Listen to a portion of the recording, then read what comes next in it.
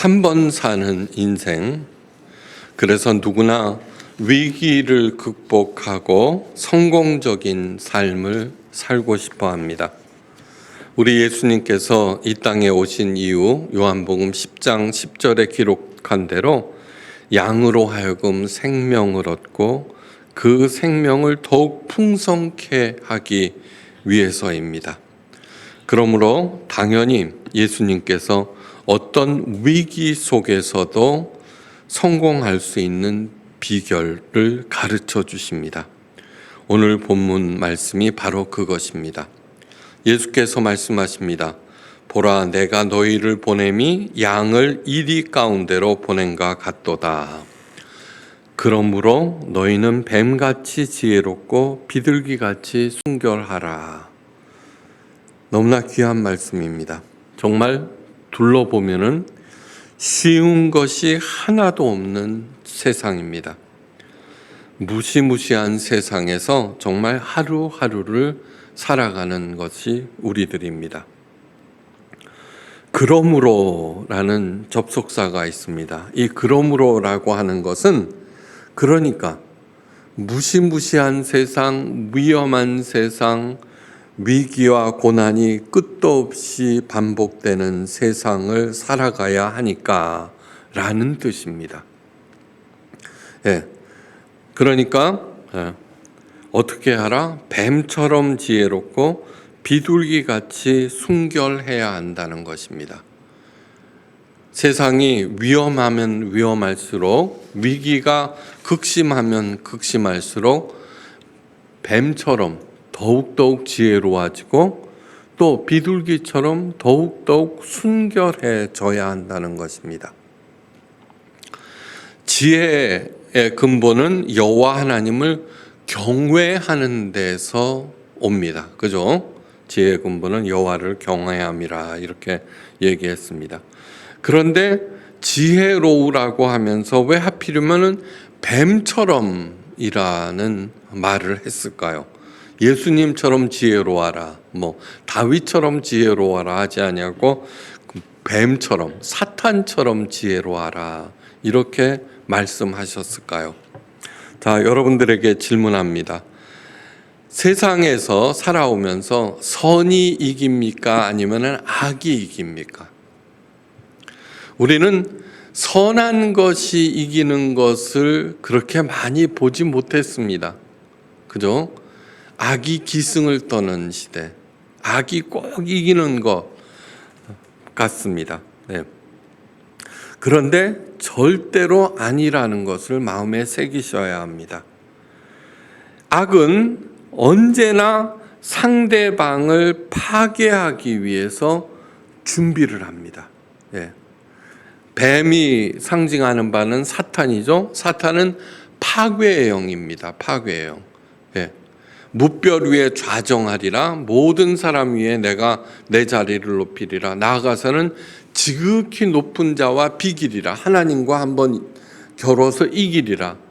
근데 자기를 가장 높이기 위해서는 뭐예요?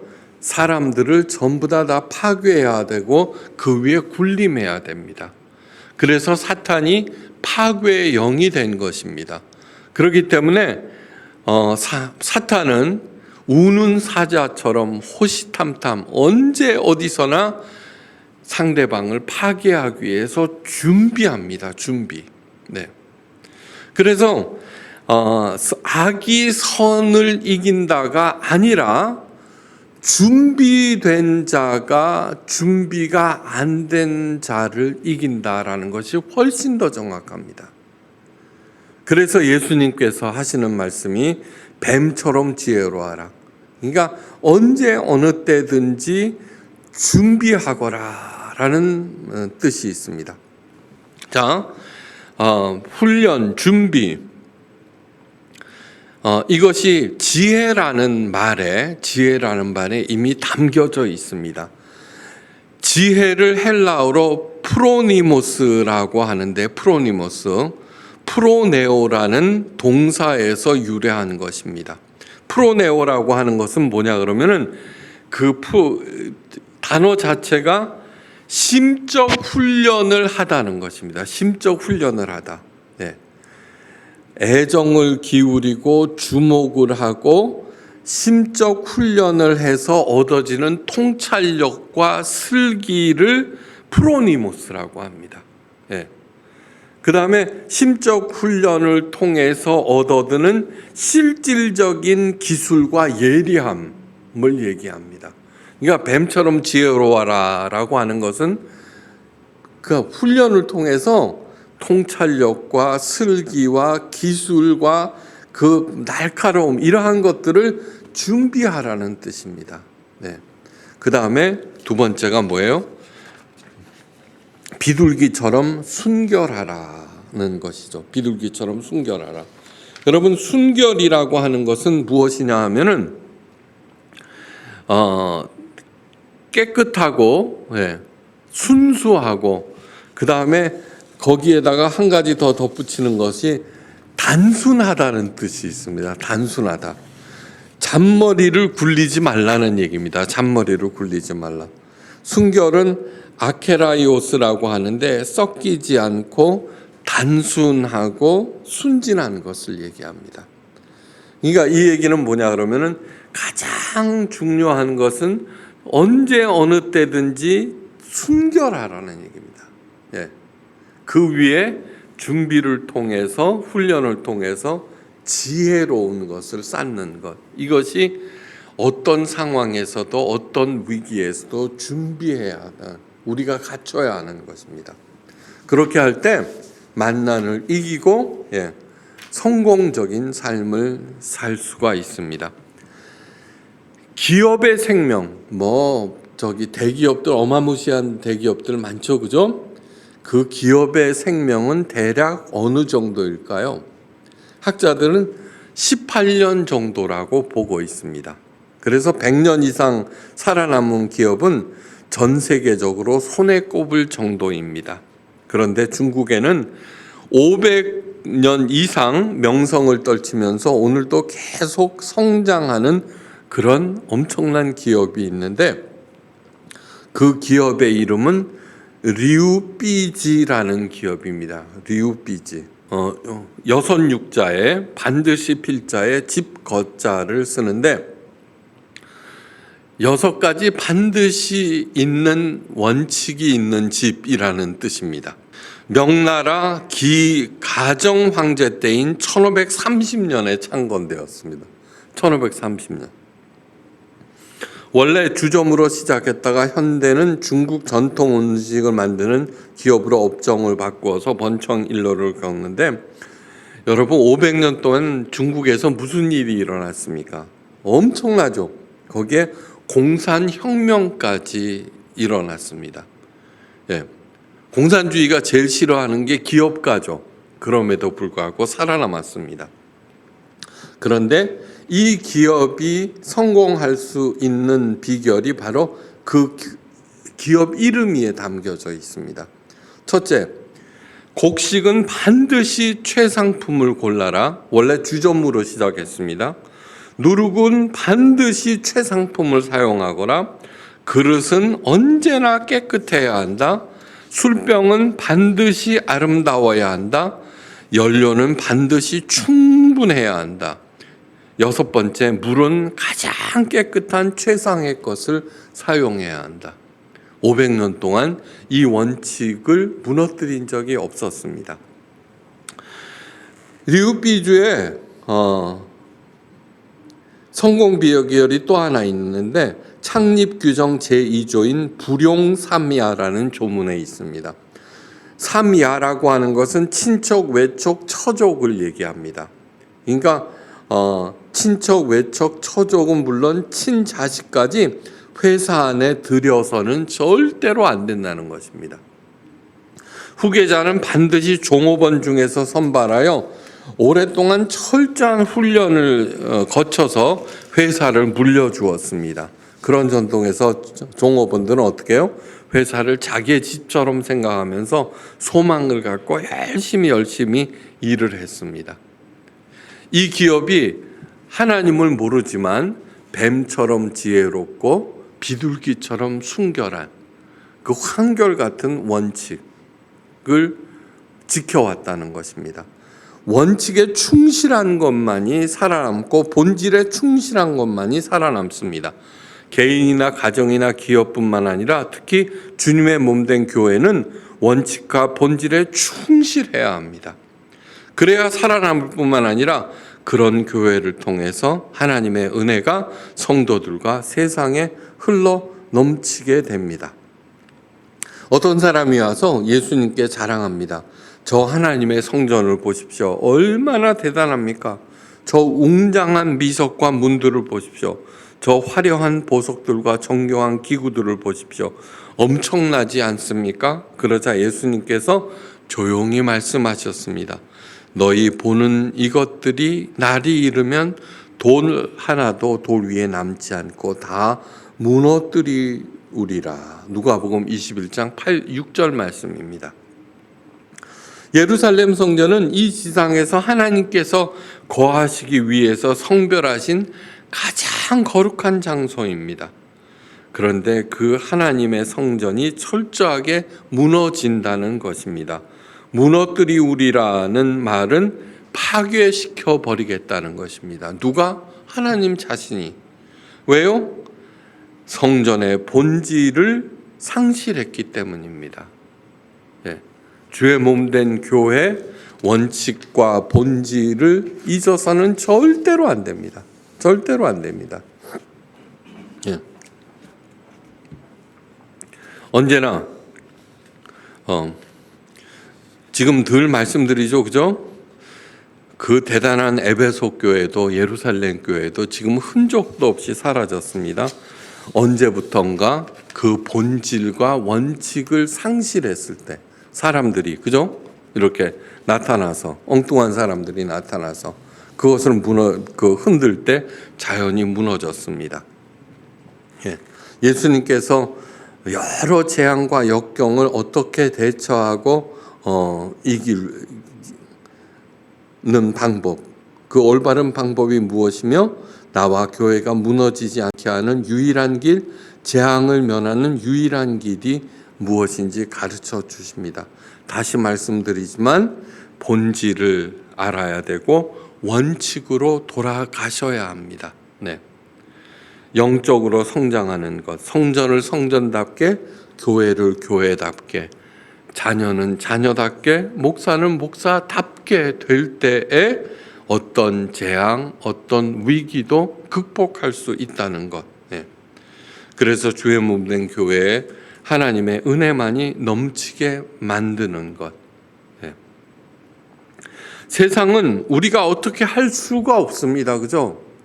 없습니다. 그러나 교회는 교회답게 만들 수가 있습니다. 만들 수가 있습니다. 내가 하나님의 자녀답게 변화될 수가 있습니다. 물론 어려운 점이 있지만 그러나 성경이라고 하는 원칙, 그것을 마음에 새기고 우리가 꾸준히 그렇게 해나갈 때 교회의 본질이 살아나고 교회는 정말 주님의 몸답게 변화되고 나는 하나님의 영광을 드러내는 하나님의 자녀답게 되는 것입니다. 그 일에 대해서 우리가 한마음 한뜻이 되어야 합니다. 하나님께서 에덴 동산을 만드셨습니다. 에덴 동산은 최초의 하나님의 거룩한 장소였습니다. 이곳에 아담과 이브를 두셨는데 그리고 그들에게 계명 하나를 주셨습니다. 선악을 알게 하는 나무의 실과를 먹지 말라는 것입니다. 이 단 하나의 계명을 지킬 때 에덴 동산에서 사랑과 기쁨과 생명과 행복이 넘쳐 흐릅니다. 강이 에덴에서 발원하여 동산을 적시고 거기서부터 갈라져 내 근원이 되었다라고 창세기 2장 10절에 있는데 너무너무 중요합니다. 아담과 이브가 원칙과 본질에 충실했을 때 사랑과 생명과 기쁨이 그 둘로부터 흘러 넘쳐서 사방으로 이렇게 퍼져나간다는 뜻입니다. 그렇게 할 때 세상은 조금씩 변화되고 하나님께서 원하시는 모습을 회복합니다. 이 세상에 존재하는 모든 위대한 일들은 한 사람으로부터 시작했다는 것을 절대 잊어서는 안 됩니다. 예. 하나님의 성전은 성막에 이은 하나님의 거룩한 장소입니다.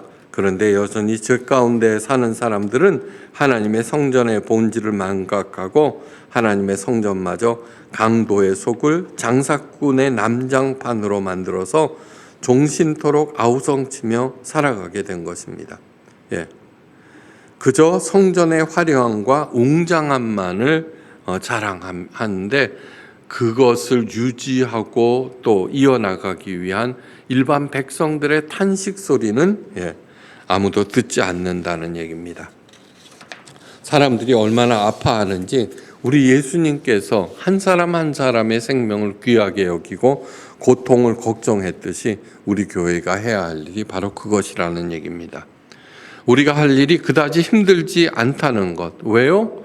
내 혼자 하는 것이 아니라 힘을 합쳐서 하는 것이기 때문입니다. 내 욕심, 내 주장을 버리려고 애쓰고 서로 용서하고 가짜 겸손이 아닌 진정으로 겸손하려고 애쓰고 아무리 어려워도 하나님께 감사하기만 하면은 우리 성령 하나님께서 도와주십니다.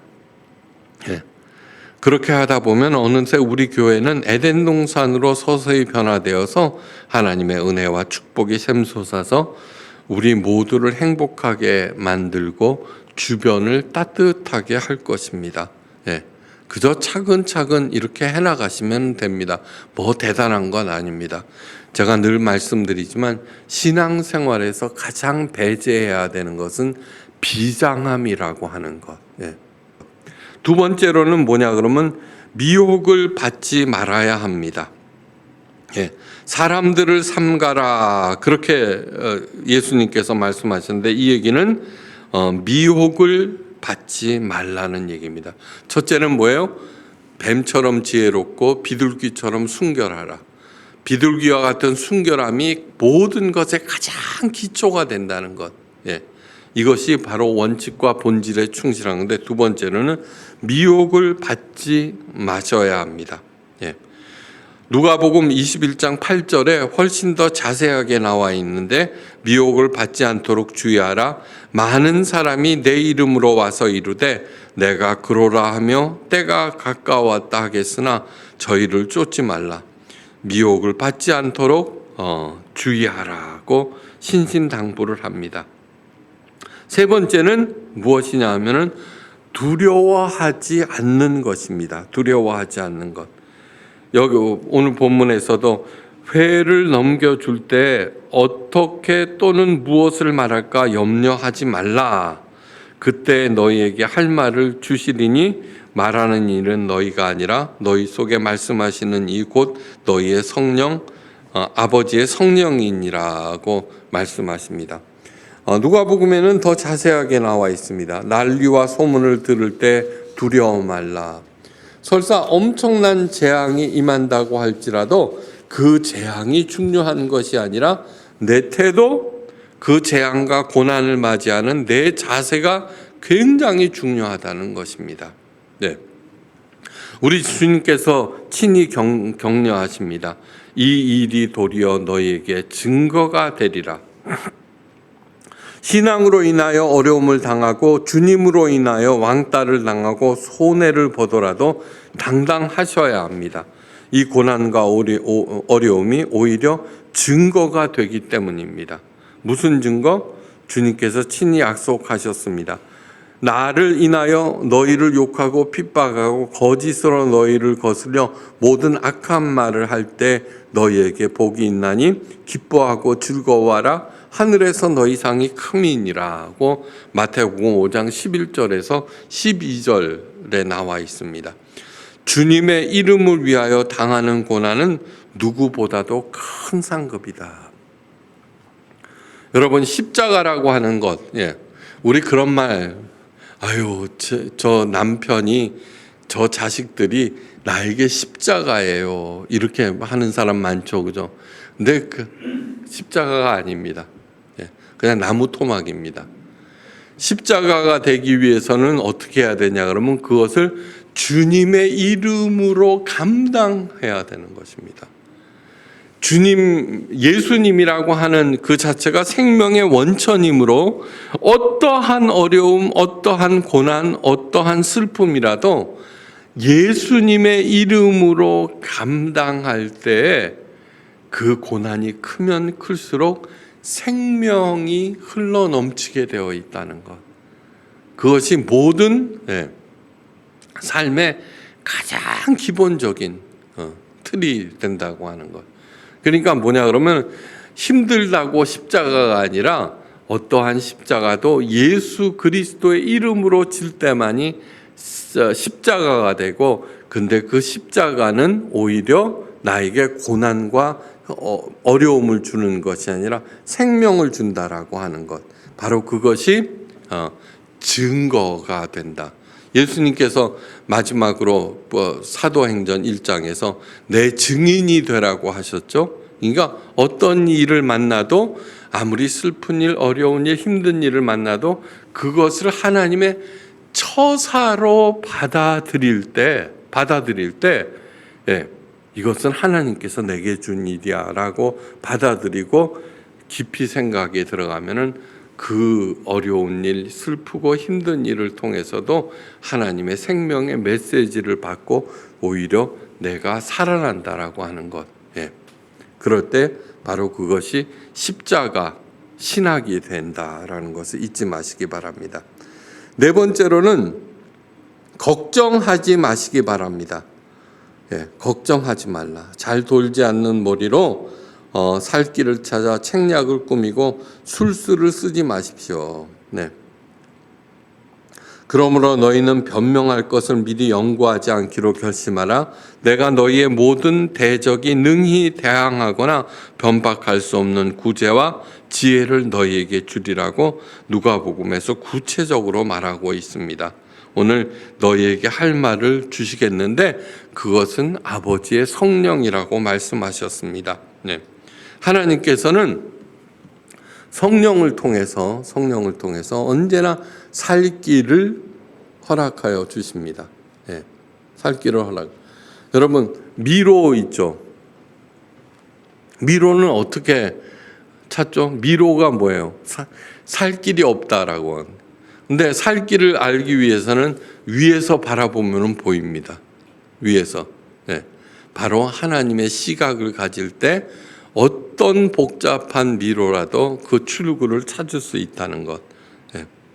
바로 그것이 어떠한 상황에서도 할 말을 하나님의 성령께서 내게 주신다는 그 약속과 같은 것입니다.